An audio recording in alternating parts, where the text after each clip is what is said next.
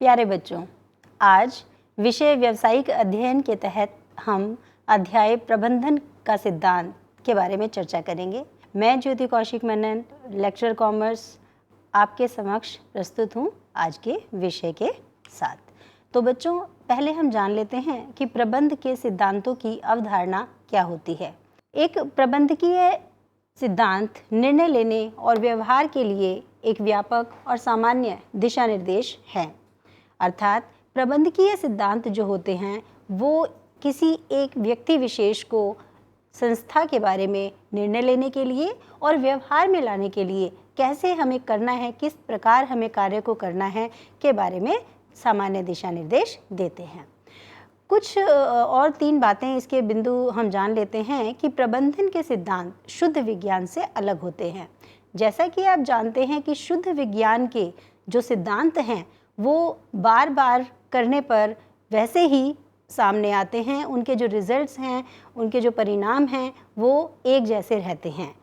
लेकिन प्रबंधन के जो सिद्धांत होते हैं वो क्योंकि मानवीय व्यवहार पर आधारित होते हैं और मानवीय व्यवहार जैसे कि आपका या मेरा वो समय अनुसार, स्थिति अनुसार बदल जाता है। इसलिए जो प्रबंधन के सिद्धांत हैं, क्योंकि ये मानवीय व्यवहारों पर आधारित होते हैं, इसलिए ये सिद्धांत शुद्ध विज्ञान के सिद्धांतों से अलग होते हैं। दूसरी बात हम जानेंगे कि प्रबंधन के सिद्धांत तकनीक से अलग होते हैं, क्योंकि तकनीक जो है वो एक बना बनाया सिलसिलेवार एक माध्यम होता है, एक प्रक्रिया होता है जिसमें एक चरण के बाद दूसरे चरण को अपनाना होता है। किंतु प्रबंधन के सिद्धांत मानवीय व्यवहार पर आधारित होने के कारण तकनीक से इसको अलग बनाते हैं। ये स्थितिजन्य होते हैं, स्थिति बदलने पर इनकी तकनीक को हमें बदलना होता है। तीसरी बात हम इसके बारे में जानेंगे कि प्रबंधन के सिद्धांत मूल्यों से भिन्न होते हैं, क्योंकि जो मूल्य होते हैं वो एक व्यवहार को, एक सामान्य व्यवहार को जो हर स्थिति में एक जैसा रहता है के बारे में बताते हैं। जैसे कि हमें सच बोलना चाहिए, तो ये एक मूल्य है। लेकिन प्रबंध के सिद्धांत जो होते हैं बेटा, क्योंकि ये व्यवसाय के अंदर एप्लीकेबल होते हैं, तो प्रबंधन के सिद्धांत जो हैं इसीलिए मूल्यों से भिन्न होते हैं। चलिए कुछ हम इसके बारे में और जान लेते हैं कि प्रबंधन के जो सिद्धांत होते हैं वो शुद्ध विज्ञान से अलग क्यों होते हैं। क्योंकि शुद्ध विज्ञान के सिद्धांत कठोर होते हैं, लेकिन प्रबंधन के सिद्धांत उसके समान कठोर नहीं होते हैं। जैसा कि मैंने आपको पहले भी बताया कि वे मानव व्यवहार के साथ ही व्यवहार करते हैं और मानवीय व्यवहार स्थिर नहीं होता है। तो जो व्यापार को प्रभावित करती है, सिद्धांतों को इन परिवर्तनों के साथ हमें तालमेल रखना पड़ता है। उदाहरण के रूप में आईसीटी के उपयोग, आईसीटी मतलब कंप्यूटर टेक्नोलॉजी जो है, उसके उपयोग से प्रबंधकों की क्षमता का विस्तार किया गया है ताकि विश्व स्तर पर उनके व्यापार के साम्राज्य को पूरी तरह से कवर किया जा सके।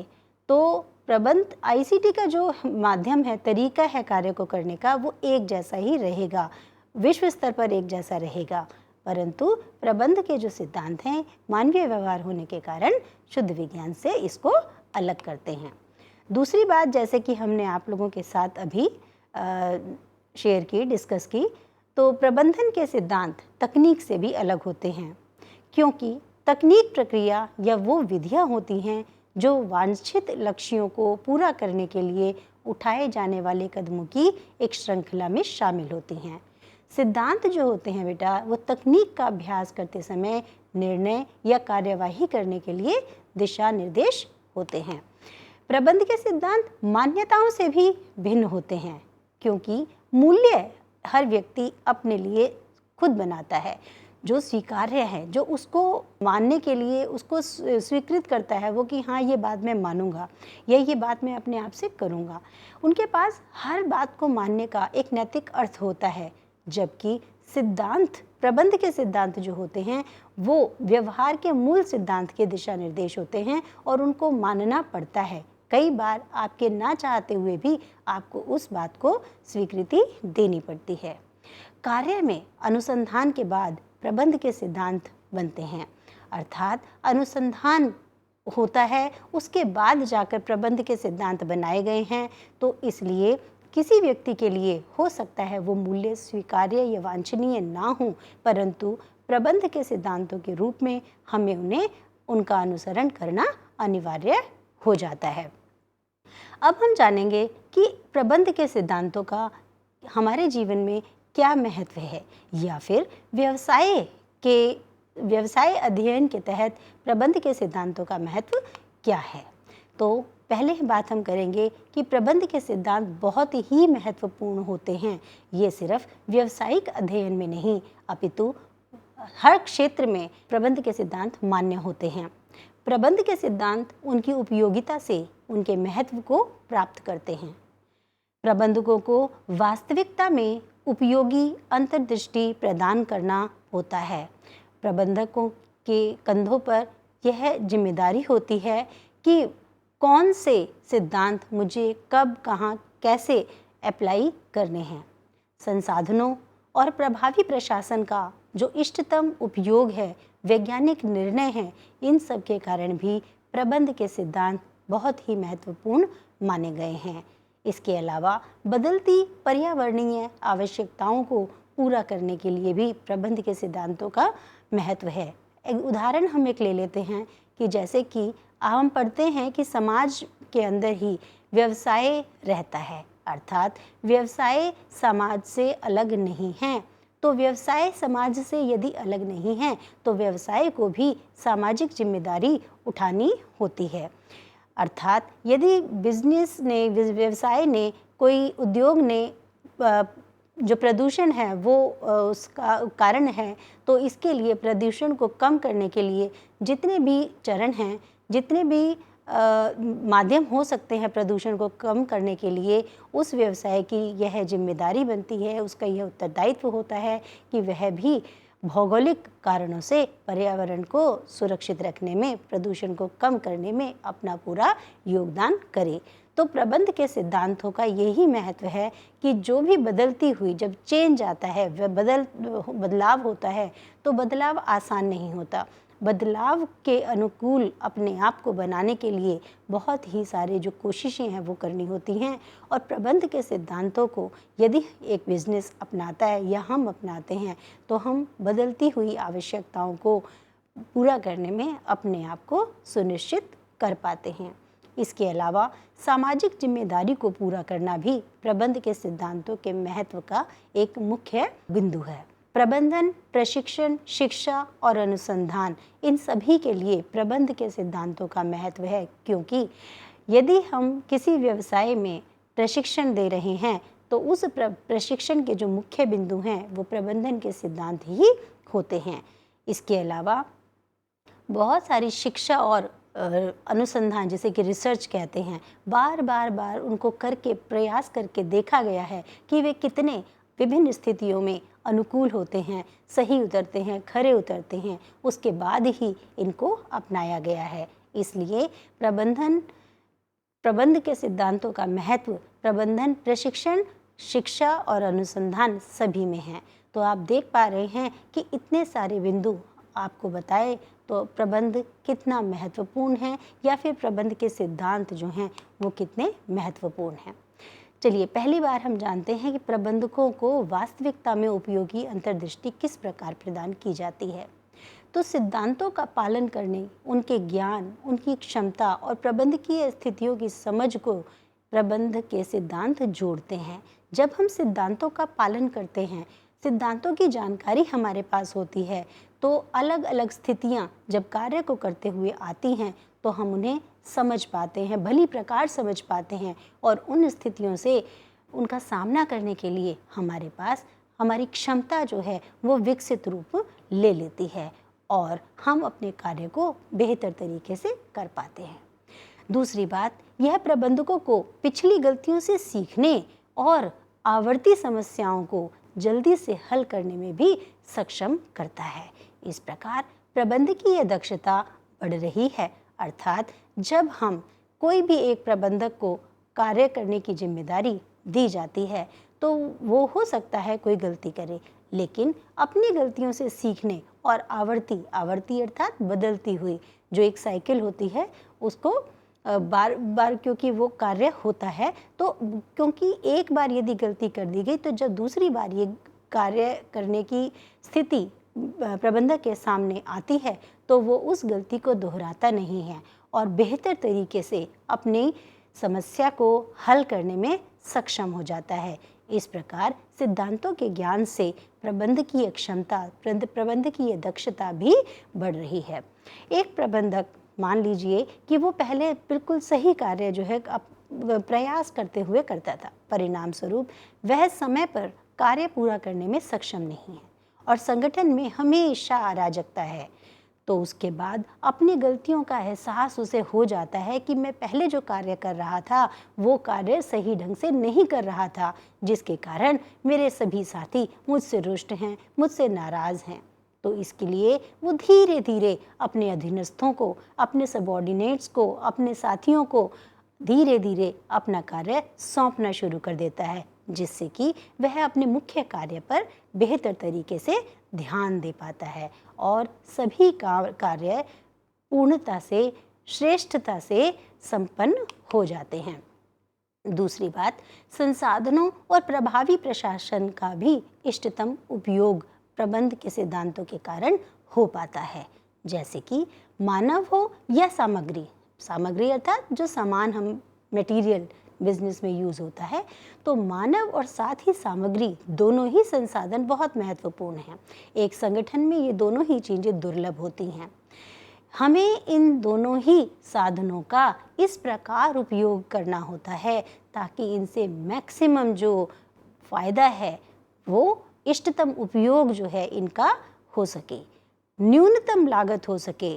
जैसे 100 रुपये की आपकी चीज़ है तो यदि आप उसमें खर्चे कम कर लेंगे, ठीक है ना, 100 रुपये का आप पूरा आपका इन्वेस्टमेंट है, तो उस 100 रुपये में से यदि आप अपने खर्चे कम करेंगे, जितने आपके खर्चे कम होंगे उतना ही अधिकतम लाभ आपका होगा। तो न्यूनतम लागत के साथ अधिकतम लाभ दे सकें, प्रबंधन के सिद्धांत प्रबंधकीय विवेक की सीमा को सीमित कर देते हैं ताकि उनके निर्णय व्यक्तिगत पूर्वाग्रहों और पूर्वाग्रहों से मुक्त हो सकें।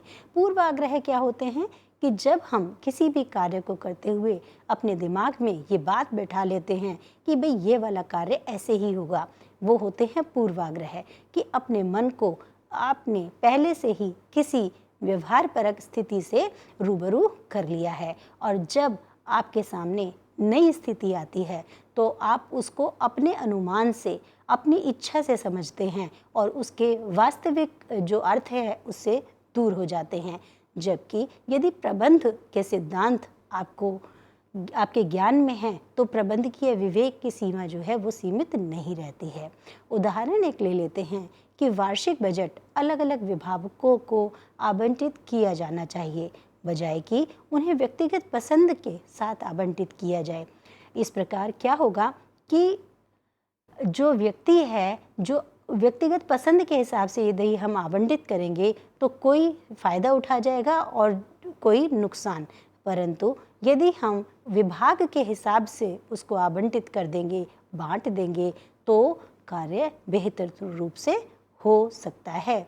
इसलिए संगठनात्मक हित के लिए व्यक्तिगत हित जो है वो अधीन होता है। मतलब एक व्यवसाय के जो मुख्य उद्देश्य है उसके अंदर किसी व्यक्ति विशेष का जो उद्देश्य है उसको त्याग कर देना चाहिए, क्योंकि जो बड़ा उद्देश्य है, जो सभी का उद्देश्य है, उसके अंदर व्यक्तिगत हित का त्याग हो जाना चाहिए। तीसरी हम बात करेंगे वैज्ञानिक निर्णय। एक वैज्ञानिक निर्णय वह निर्णय होता है बेटा जो विचारशील, न्यायसंगत और तथ्यों पर आधारित होता है। जो वैज्ञानिक निर्णय होते हैं वो समय समय पर यथार्थवादी होने चाहिए और माप मूल्यांकन के अधीन होना चाहिए। प्रबंधन के सिद्धांत विचारशील निर्णय लेने में मदद करते हैं, क्योंकि अंधविश्वास के बजाय ये तर्क पर जोर देते हैं। कोई भी बात को समझनी हो तो हम पहले ही कहते हैं कि इसका कारण क्या है। यदि हम कारण जान लेते हैं तो उसकी बहुत अच्छे से एक समझ हमारे दिमाग में विकसित हो जाती है। इसीलिए ये कहा गया है कि वैज्ञानिक निर्णयों के आधार पर बनाए गए सिद्धांत हमेशा ही बहुत बेहतर तरीके के निर्णय लेने में हमारी मदद करते हैं। इस प्रकार सिद्धांतों के आधार पर लिए गए प्रबंधन के निर्णय पूर्व आग्रह और पूर्वाग्रह से मुक्त होते हैं। वे स्थिति के उद्देश्य मूल्यांकन पर भी आधारित होते हैं कि जो समय की मांग है उसके आधार पर जो निर्णय हैं वो लिए जाएं। ऐसा ना हो कि हम जो अपने मन में सोच करके बैठे हैं, पहले से ही सोच करके बैठे हैं, वो यदि हम निर्णय लेंगे तो वो हो सकता है बदलती हुई स्थिति के अनुकूल ना हो और उससे कोई एक भविष्य में बड़ा नुकसान हो जाए। उस नुकसान से बचने के लिए हमें वैज्ञानिक तरीके से कारण को जानकर फिर निर्णय लेना होता है और ये समझ हमारे प्रबंध के सिद्धांतों के आधार पर ही विकसित हो पाती है। इसके अलावा बेटा हम बात करेंगे कि बदलती पर्यावरण आवश्यकताओं को भी पूरा करने की। प्रबंधन के जो सिद्धांत होते हैं वो गतिशील कारोबारी माहौल के अनुकूल होते हैं। इसका मतलब यह है कि वे संशोधित हैं और पर्यावरण की बदलती हुई ज़रूरतों को पूरा करने के लिए ऐसे प्रबंधकों के रूप में हैं। उदाहरण हम ले लेते हैं कि कुछ कंपनियां बाहरी एजेंसियों को विज्ञापन जैसी अपनी गैर प्रमुख गतिविधियों को आउटसोर्स कर रही है। आउटसोर्स का मतलब होता है कि जो कार्य हम नहीं कर पा रहे, हम बाहर से वो कार्य बेहतर तरीके से करवा पा रहे हैं, तो बेहतर होगा कि हम उस काम को खुद ना करके दूसरे से करवा लें। तो बाहर का हम जब रास्ता देखते हैं काम को पूरा करवाने के लिए, तो उन गतिविधियों को आउटसोर्स कहते हैं। इतना तो है ही कि यहाँ तक कोर प्रोसेसरी जैसे कि R&D का मतलब होता है रिसर्च एंड डेवलपमेंट, अनुसंधान एवं विकास। अर्थात जब हम किसी एक तरीके से कार्य कर रहे थे, लेकिन बदलते समय की मांग है कि हम उस कार्य की कार्यशैली में परिवर्तन लेकर के आएँ। उदाहरण के लिए हम पहले टाइपराइटर्स यूज़ कर रहे थे, लेकिन अब बदलते समय की जो मांग थी वो ये थी कि हम कंप्यूटर्स का इस्तेमाल करें। ऐसे ही बेसिक फ़ोन जो है आप पहले इस्तेमाल कर रहे थे, लेकिन बदलती हुई आवश्यकता है कि स्मार्टफोन का जो उपयोग है वो किया जाए। तो ये आवश्यकताएं, यदि प्रबंध के सिद्धांत गतिशील हैं, ये हमें मानना है कि प्रबंध के सिद्धांत गतिशील हैं और वो कारोबारी माहौल के अनुकूल ही बनाए जाते हैं। उदाहरण हम एक और ले लेते हैं कि जब व्यावसायिक प्रक्रिया आउटसोर्सिंग, जिसे BPO बिजनेस प्रोसेस आउटसोर्सिंग या फिर ज्ञान प्रक्रिया आउटसोर्सिंग का नाम भी कहते हैं, जैसे KPO नॉलेज प्रोसेस आउटसोर्सिंग। तो क्या होता है बेटा कि जब हमारे पास काम को हमें जिसको करवाना है और वो कार्य हम खुद बेहतर तरीके से नहीं कर सकते, हमें कोई एक्सपर्ट है जो बाहर हमें मिल जाएगा, व्यवसाय के बाहर हमें वो उपलब्ध है, तो हम खुद कार्य ना करके उसको दूसरे व्यक्ति से करवा लेते हैं। इस प्रकार ये जो बदलते समय की मांग है इनको पूरा किया जा सकता है और प्रबंध के सिद्धांत गतिशील हैं, ये इस बात को आपके सामने सुगमता से प्रस्तुत करते हैं। अगला बिंदु है कि सामाजिक जिम्मेदारी का भी निर्वाह करना। जनता जो होती है वो अधिक से अधिक जागरूक हो रही है क्योंकि इंटरनेट का ज़माना है। आप सब भी हो सकता है टेक्नोलॉजी में हमसे बेहतर हों, हमसे ज़्यादा ज्ञान रखते हों। इसलिए क्या होता है, कॉरपोरेट्स अर्थात व्यवसाय जगत जो है उसके लिए अपनी सामाजिक जिम्मेदारी को पूरा करना अपरिहार्य हो गया है। अपरिहार्य का अर्थ होता है जरूरी हो गया है। इन मांगों के जवाब में प्रबंधन सिद्धांत भी जो हैं वो विकसित हुए हैं। इस प्रकार सिद्धांतों की व्याख्या भी समय में परिवर्तन के साथ नए और समकालीन अर्थों को मानती है। संगठनों की बदलती हुई भूमिका और बढ़ती हुई संख्या के अनुसार सामाजिक जिम्मेदारी का वहन करना होता है। हम एक केस स्टडी आपके सामने लेंगे। यदि आप NCERT की पुस्तक पढ़ रहे हैं तो श्री महिला गृह उद्योग लिज्जत पापड़ के एक महान उदाहरण का हवाला हम यहाँ पर दे सकते हैं, जिसमें ये बताया गया है कि कैसे एक संगठन सामाजिक जिम्मेदारी के साथ व्यापार को भी जोड़ सकता है। ये देखिए बेटा, ये एक केस स्टडी है लिज्जत पापड़ की, जिसमें ये बताया गया है कि एक जो संगठन है जो सामाजिक जिम्मेदारी को उठा लेता है और इसमें बहुत अलग अलग विभिन्न पहलुओं को शामिल किया गया है। जैसे कि जो महिलाएं हैं वो आत्मनिर्भर बनी। जो पहले घर में काम करना जो है उससे उनको पैसे नहीं मिल रहे थे, उनकी ज़रूरतें जो हैं वो आवश्यक जो ज़रूरतें थी वो भी पूरी नहीं हो पा रही थी, लेकिन जब उन्होंने पापड़ बना करके बेचना शुरू किया तो वे आत्मनिर्भर हो गईं। दूसरी बात, यह कार्य सिर्फ और सिर्फ महिलाओं द्वारा किया गया, तो एक सामाजिक जिम्मेदारी है महिला सशक्तिकरण, और इस व्यवसाय के माध्यम से सामाजिक जिम्मेदारी महिला सशक्तिकरण को भी भली प्रकार पूरा किया गया। इसके अलावा काम के प्रति समर्पण, क्योंकि वे अपने कार्य को बहुत ही बेहतर तरीके से कर पा रही हैं, तो काम के प्रति समर्पण एक बहुत ही बड़ी सामाजिक जिम्मेदारी होती है। जो व्यक्ति अपने काम के प्रति समर्पित नहीं होते हैं, उन्हें कहीं ना कहीं धोखा खाना पड़ता है या फिर सीखने की प्रक्रिया उनकी क्षीण हो जाती है। गुणवत्ता के सामान, मतलब जो सामान उन्होंने बनाया, लिज्जत पापड़ जो बनाया, आपको पता है सबको, पापड़ के मामले में, पापड़ के नाम में लिज्जत पापड़ का नाम सर्वोपरि है, सबसे ऊपर है। तो इसका मतलब क्या है, क्यों है वो सर्वोपरि? क्योंकि उनकी जो गुणवत्ता है, क्वालिटी है सामान की, वो बहुत ही बेहतर है। तो ये एक सामाजिक जिम्मेदारी बनती है व्यवसाय की कि जब हम कोई सामान बनाएं तो वो समाज के अंदर मुख्य रूप से बहुत ही बेहतर गुणवत्ता का होना चाहिए, जिससे कि जो लोग उसके इस्तेमाल करें वो बहुत ही खुश हों और उनको वो लाभ उस सामान का मिल सके। एक और हम बिंदु इसके बारे में कहेंगे कि यथोचित मूल्य निर्धारण, मतलब उन्होंने अपने जो सिद्धांत हैं अपने व्यवसाय के लिए वो खुद बनाए और फिर उन वैल्यूज़ को, उन मूल्यों को खुद अपने लिए उन्होंने निर्धारित किया। तो ये बहुत ही बेहतर एक उदाहरण है बच्चों, जो कि सामाजिक जिम्मेदारी के साथ व्यापार को जोड़ता है, और प्रबंध के सिद्धांत जो होते हैं वो इसमें पूरी तरह से अपने हितधारकों को आत्मनिर्भर बनाते हैं, और जो प्रबंध के सिद्धांत है वो यहाँ पर बहुत ही बेहतर तरीके से सामाजिक जिम्मेदारी को उठाने के लिए आपको शिक्षित करते हैं। अगला जो बिंदु है वो ये है कि प्रबंधन प्रशिक्षण, शिक्षा और अनुसंधान के रूप में भी जो प्रबंधन सिद्धांत हैं वो महत्वपूर्ण हैं, क्योंकि प्रबंध सिद्धांत प्रबंध प्रशिक्षण और शिक्षा के लिए आधार होता है। उदाहरण ले लेते हैं एक, कि प्रबंधन संस्थान में प्रवेश के लिए प्रबंधन योग्यता परीक्षा ली जाती है। ये परीक्षण प्रबंध सिद्धांतों पर विचार करके विकसित किए जाते हैं। ये सिद्धांत नई प्रबंधन तकनीकों के विकास को सुविधाजनक बनाने के साथ साथ प्रबंधन प्रथाओं को परिष्कृत करने में सक्षम बनाते हैं। इस तरह के अनुसंधान की सुविधा के द्वारा प्रबंधन सिद्धांत हमें प्रबंधन की नई तकनीकों को विकसित करने में सक्षम बनाते हैं। जैसे कि हमने एक बहुत ही यदि आपको समय मिले तो इंटरनेट पर सर्च करिएगा, वैसे हमारे सिलेबस में नहीं है, लेकिन ये दो तकनीक हैं, जस्ट इन टाइम या कानबन और काइजन। ये जापानीज़ हमारी तकनीकें हैं बेटा, जिसमें ये सिखाया गया है कि किस तरह से कम समय में बेहतर तरीके से कार्य को किया जा सके। जो व्यक्ति है वो वहाँ, अब इस व्यवस्था को मैं थोड़ा सा आपको बता देती हूँ कि इसमें क्या होता है।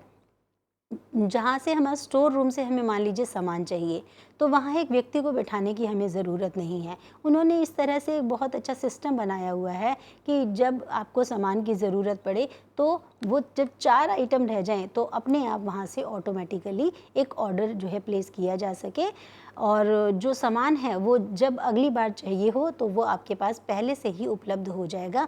सामान की कमी नहीं होगी, और सामान की यदि कमी नहीं होगी स्टोर से, तो आपके जो व्यवसाय में, उद्योग में जो भी आपका कार्य है वो सुचारू रूप से चलता रहेगा। जो मजदूर हैं, काम जो कर रहे हैं, हमारे जो कर्मचारी हैं वो खाली नहीं बैठेंगे, और इससे समय की जो सदुपयोग है वो होगा। तो इसलिए प्रबंधन प्रशिक्षण, शिक्षा और अनुसंधान के लिए भी ये बहुत ही महत्वपूर्ण है। तो बच्चों, आज हमने जाना कि किस प्रकार प्रबंध के सिद्धांत हमारे लिए महत्वपूर्ण साबित होते हैं। हम इस वीडियो को अगले सीरीज़ में कंटिन्यू करेंगे, निरंतरता इसकी बरकरार रखेंगे। उम्मीद करती हूँ कि आपको बेहतर तरीके से ये समझ में आए होंगे। बहुत बहुत धन्यवाद।